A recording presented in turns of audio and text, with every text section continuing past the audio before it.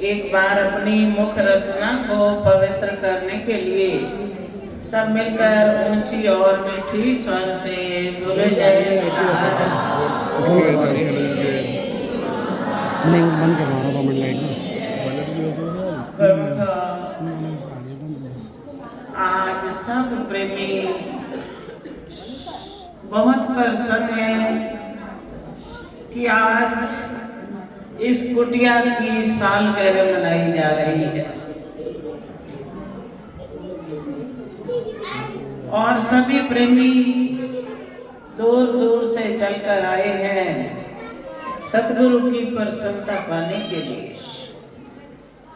और हर एक की यही ख्वाहिश होती है कि गुरु महाराज जी का हाथ हमेशा मेरे सर पर रहे और मेरा जीवन खुशहाल रहे। तो भगवान भी अपने प्रेमियों को सच्ची खुशियां बख्शीश करने के लिए इस धराधाम पर अवतरित होते हैं। चारों तरफ आज धूम मची है और बाज रही शहनाई है। कुटिया की है सालगिरह, सबको लाखों लाख बधाई है।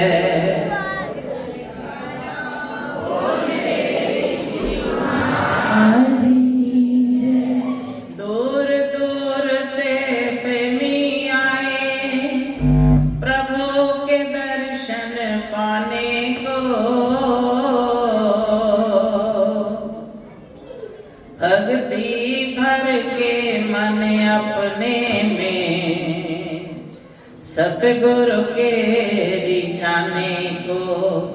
ऐसा दुर्लभ अवसर प्रेमियों बार बार नहीं आएगा। ऐसा दुर्लभ अवसर प्रेमियों बार बार नहीं आएगा। जो भी शरण में आया इनकी झोलियां भर ले जाएगा। भक्ति धन से भर देते हैं सबके खजाने आप प्रभु। करते हैं वो दया दृष्टि तो बदल देते तकदीरों को।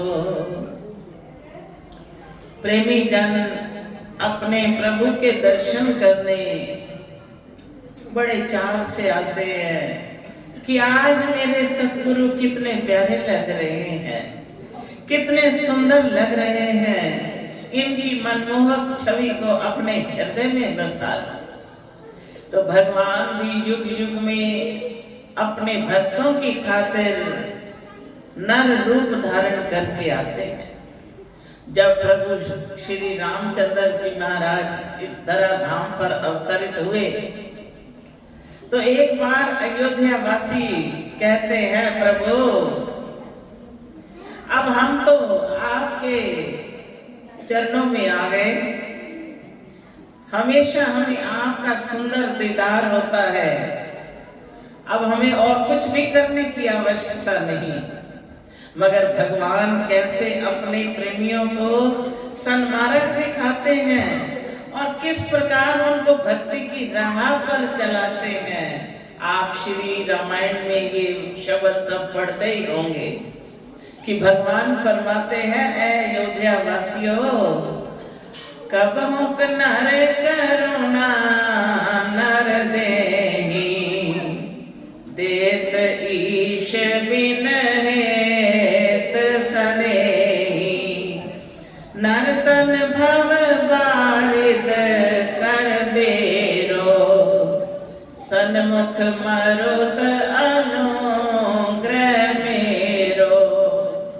कर्णधार सतगुरु दृढ़ नावा दुर्लभ साज सुलभ ये है पावा, जो न करे भव सागरे, नर समाज अस पाए।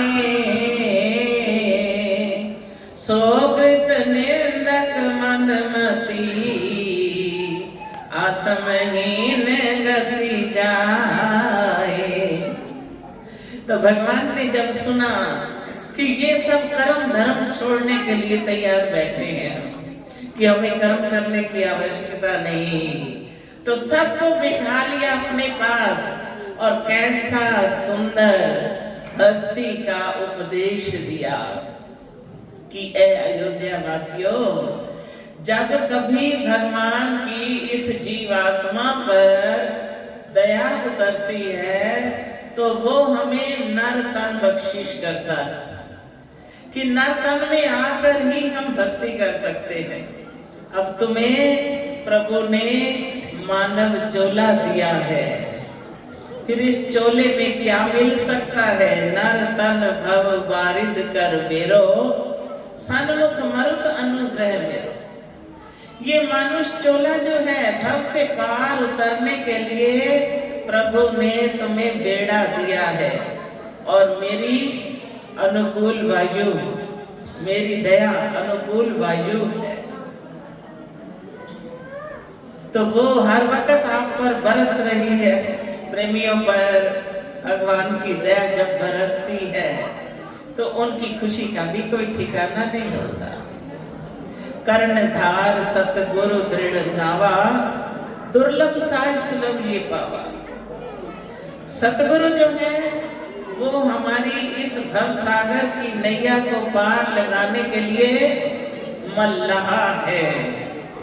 अब बेड़ा भी हो, हम सवार भी हो जाएं, अगर मल्लाह ना हो तो बेड़ा कैसे पार उतरेगा?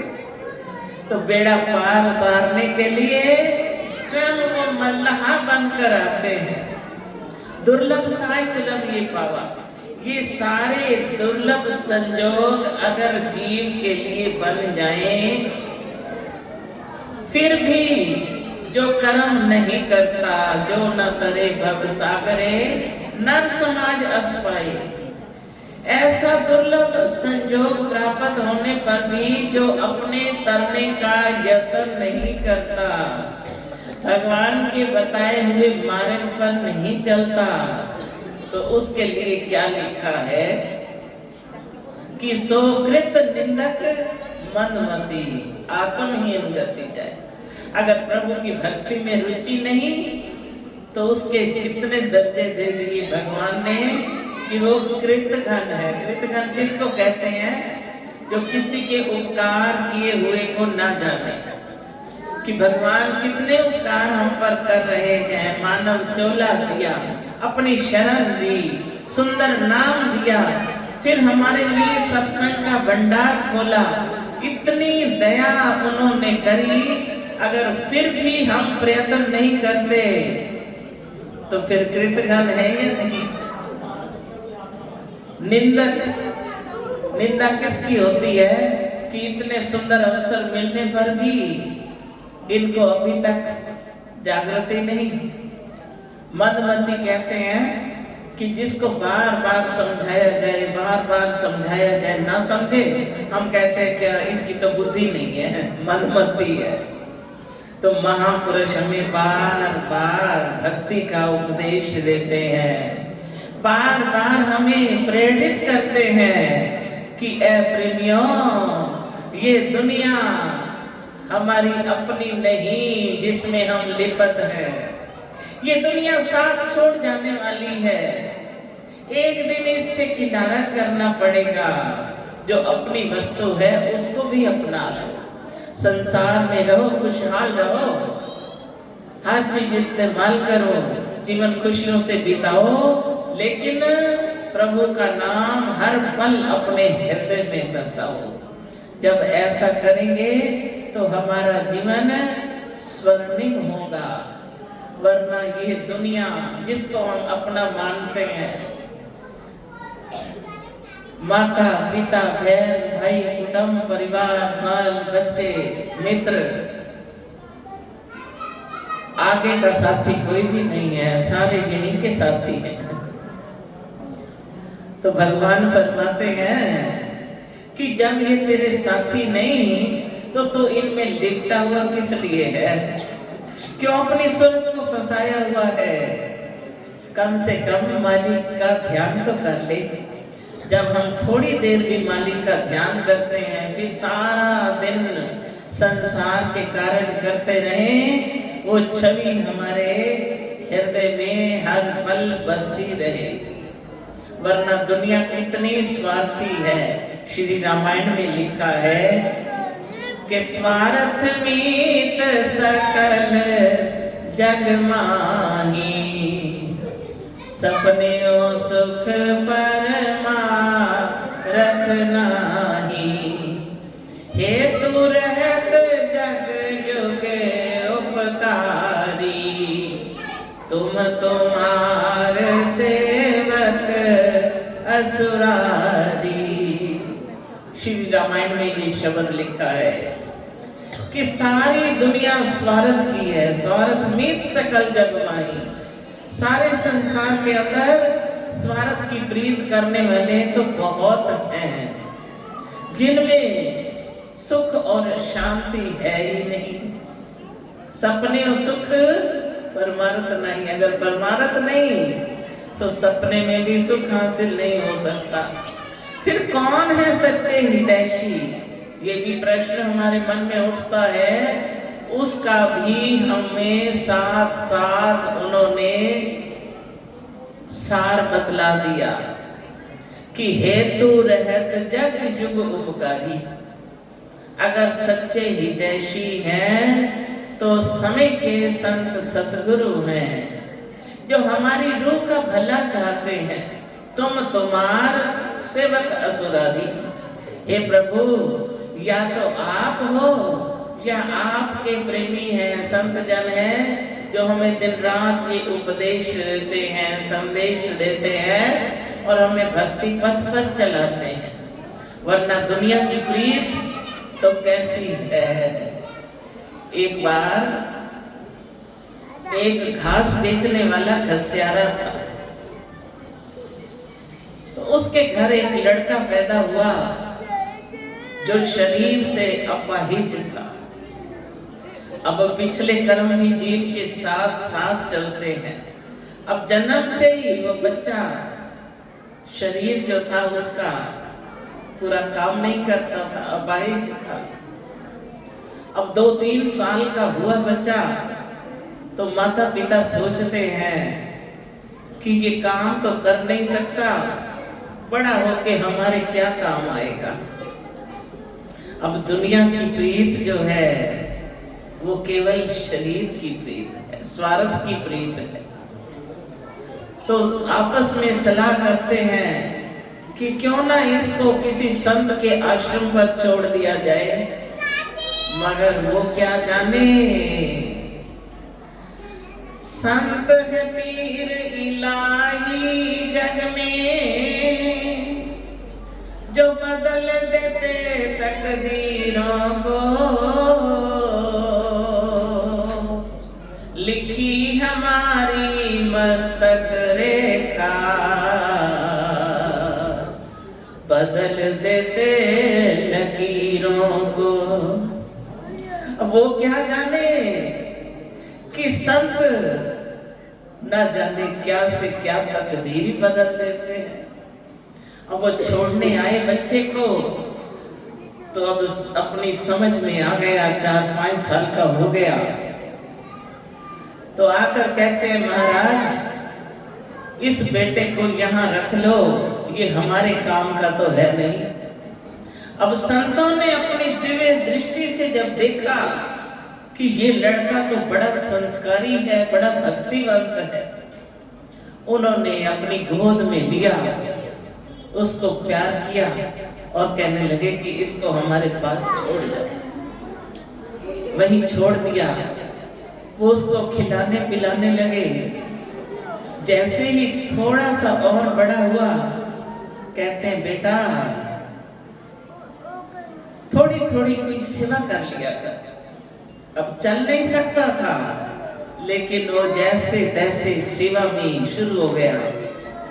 गुरु की सेवा सब सुख खान, सेवक पावे दरगह मान। गुरु की सेवा में कितनी शक्ति है। अब वो सेवा करने लगा, कपड़ा लेकर कभी दीवार साफ करता, कभी फर्श साफ करता, कभी कुछ करता, कभी कुछ करता। तो सभी बहुत प्रसन्न। अब धीरे धीरे वो बड़ा हुआ,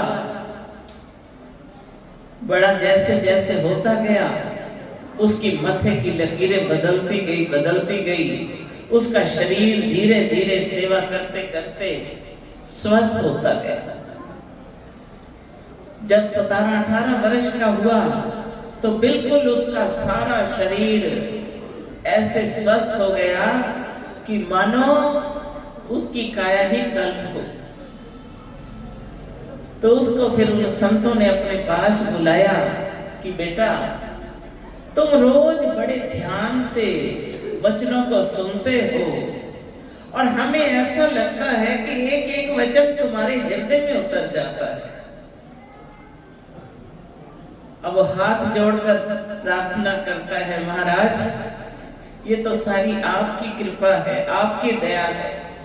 इतने प्यार से, इतने चाव से वो सेवा करता कि वो संत भी उस पर बड़े प्रसन्न थे, क्योंकि सेवक जो है वो भगवान को अति प्यारा होता है। पुनि पुनि सत्य कहूं तुम्हें पाही, मोहे सेवक सम प्रिय कोई नहीं। भगवान फरमाते हैं कि मैं सत्य करके कहता हूँ, सेवक के समान मुझे और कोई प्यारा नहीं। अब वो सेवा कर रहा है। सेवा करते करते एक दिन अपने पास बुलाया कि बेटा, अब आप बड़े हो गए हो, अब आप थोड़ा थोड़ा सत्संग किया करो। अब उसको आदत थी वचन मानने की। एक वचन गुरुदेव का, जाका अनंत विचार, पंडित था के मुनि जन वेद न पावे पार। गुरु के तो एक एक वचन में कितनी शक्ति समाई है, जो मनन करते हैं वो ही जानते हैं कि उनका एक ही वचन कमाल कर जाता है। अब जैसे ही उसको वचन हुए, कहते महाराज जो आ गया। फिर उसको समझाया कि बेटा, भक्ति मार्ग में बहुत प्रकार से माया आती है। जब तुम ये कार्य करोगे सत्संग का, तो लोग बहुत तरह से तुम्हें लालच देंगे, बहुत तरह से तुम्हें भरमाएंगे, लेकिन ये याद रखना कि किसी की बातों में मत आना। अपना दृढ़ विश्वास अपने सतगुरु पर रखना, इतने तक कि अगर ब्रह्मा विष्णु महेश भी आकर तुम्हारी परीक्षा ले, तो भी गुरु के वचन को नहीं त्यागना और ना ही किसी से कुछ लेना है। अब उसको गुरु का वचन था कि कुछ लेना नहीं किसी से। उसको जो भी अर्पित करता, अब उसको हुक्म ही नहीं किसी से कुछ लेने का, तो अपनी झोली में डलवा लेता, गुरु महाराज जी के आगे समर्पित कर देता। लेकिन वचन पर इतना दृढ़, क्योंकि जब तक हमारी माया सतगुरु के आगे उनके चरणों में नहीं पहुंचती, तब तक पवित्र नहीं होती। अगर इस माया को हम खर्च करना शुरू कर दें, तो ये अपना रूप दिखाना शुरू कर देती है। मन पर न जाने क्या क्या गिलाफ चढ़ा देती है। तो जो कुछ भी आता उसके पास वो झोली में डाल के गुरु के चरणों में जाकर भेंट चढ़ा देता। तो एक दिन उसकी इतनी ख्याति बढ़ गई, इतनी महिमा बढ़ गई कि सब लोग उससे बड़ी प्रीत करने लगे। चहु और उसका यश फैल गया और चहु और ये आवाज गूंजने लगी कि वो लड़का इतने सुंदर वचन करता है कि उसके वचन सुनने से मन को बड़ी शांति मिलती है। ये महिमा फैलती फैलती वैकुंठ भी जा पहुंची। तो ब्रह्मा विष्णु महेश सोचते हैं कि ऐसे संत के दर्शन हमें भी करने चाहिए। अब तीनों देव अपनी पत्नियों सहित आ गए उसके पास। आकर बड़े प्रसन्न हुए कि बेटा आपकी बड़ी महिमा सुनी है कि आप बड़े सुंदर वचन करते हो और आपके वचन सुनकर बड़ी शांति मिलती है, बड़ा सुख मिलता है।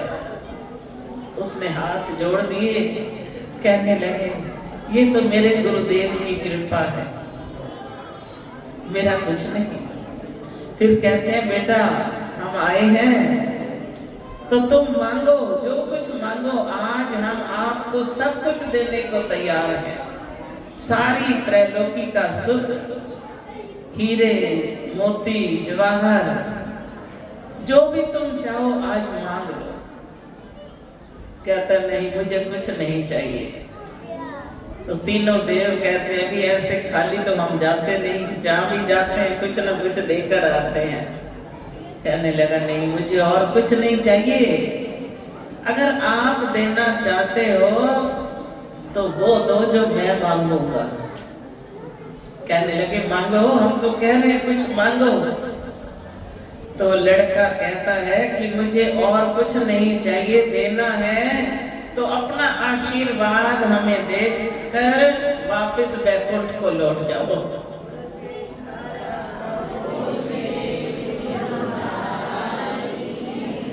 तो उन देवों ने उस लड़के को आशीर्वाद दिया कि धन्य हो बेटा तुम, कि भक्ति में इतना तुम्हारा मन रमा है कि किसी वस्तु की भी चाह नहीं।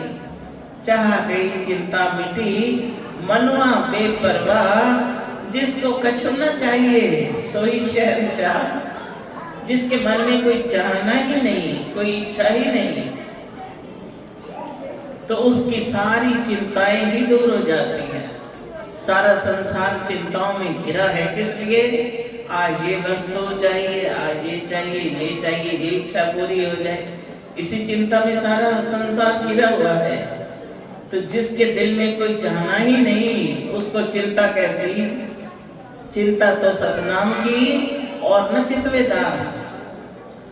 जो प्रेमी है वो केवल उसके नाम की चिंता करते हैं और कोई चिंता उनके मन में नहीं होती।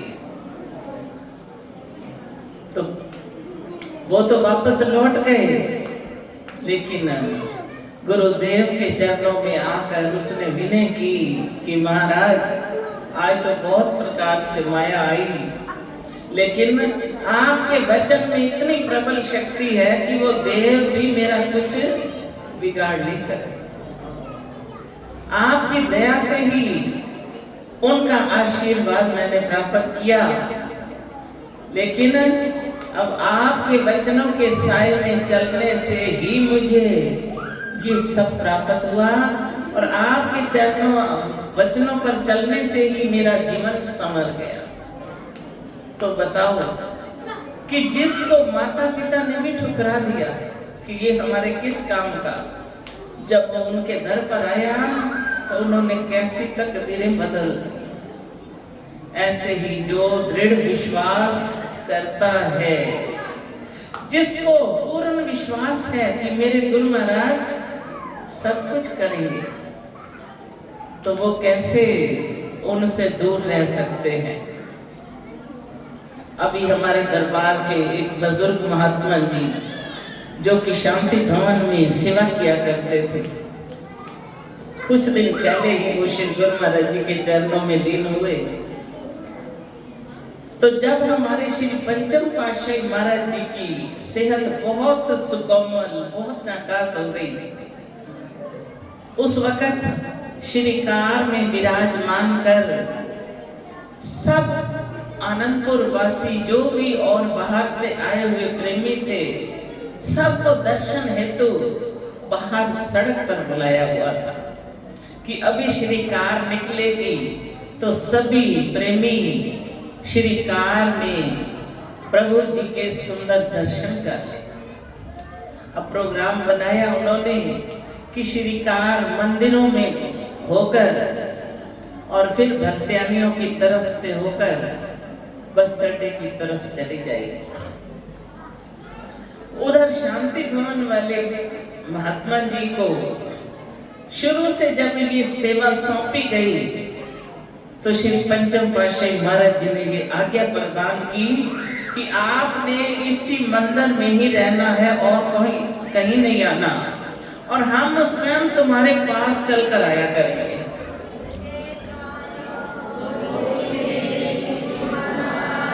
तो श्री गुरु महाराज जी जब भी कहीं प्रस्थान करते शांति भवन होकर जाते, जब भी कहीं से लौटते सबसे पहले शांति भवन में जाते।